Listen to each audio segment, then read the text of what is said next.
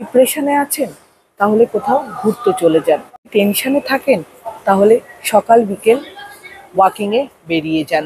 যদি over থিঙ্কিংয়ের problem identify করেন তাহলে বই পড়ুন, গান শুনুন, বন্ধুদের সাথে আড্ডা মারুন। নিজেকে একলা মনে করেন তাহলে প্রতিদিন হয় মন্দিরে যান বা যে ভগবানকে আপনি ভালোবাসেন সেই ভগবানের উদ্দেশ্যে কিছু নিবেদন করুন। মনে হয় কোনো কিছুতে ফোকাস করতে পারছেন না, কনসেন্ট্রেশন নেই, তাহলে কিন্তু এটা আপনাকে মাথায় রাখতে হবে যে ৮ ঘন্টা আপনি ঘুমোচ্ছেন কিনা। ৮ ঘন্টার ঘুম কিন্তু আপনাকে পুরো করতে হবে। ঘটনা বা কোনো মানুষের এগেনস্টে যদি রাগ বেশি হয় তাহলে ১০ মিনিট বলবো দিনে অন্তত মেডিটেশন করুন। এই যদি টায়ার্ড হয়ে যান তাহলে বলবো অল্প কিছুটা সময়ের জন্য এক্সারসাইজটা করুন। এর প্রতি যদি আপনার অ্যাডিকশন থাকে তাহলে বলবো দিনে অন্তত ১ ঘন্টা ফোনটা না ইউজ করার যে রেজলিউশন সেটা নিয়ে অ্যাপ্লাই করুন।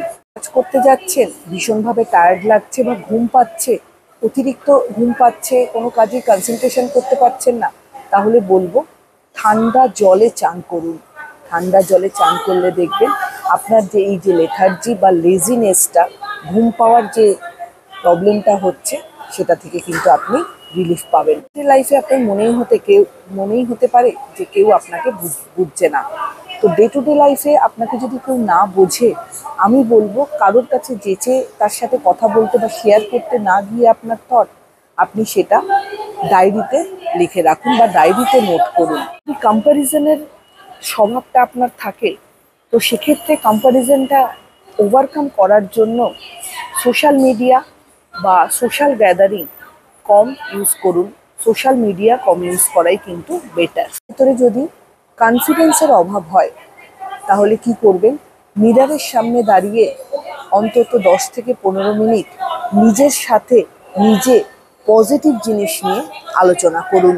যে ওয়েগুলো আমি আপনাদের সাথে ডিসকাস করলাম সেই ওয়েগুলো দিয়েই কিন্তু যে নেগেটিভ জিনিসগুলো আপনার ভেতরে হচ্ছে বা আপনার আশেপাশে যদি কারোর ভেতরে হয়, অবশ্যই তাকে পরামর্শ দিন এগুলো করার জন্য। আজকে আমার ভিডিওর ভেতর থেকে এটাই আপনাদের সাথে শেয়ার করা যে এই জিনিসগুলো, ডিপ্রেশন, পজিটিভ থিঙ্কিং, লেজিনেস, এই যে জিনিসগুলো আমি বললাম, এই জিনিসগুলো কিন্তু ওভারকাম হবে যদি এই কাজগুলো আপনি পরপর করতে পারেন।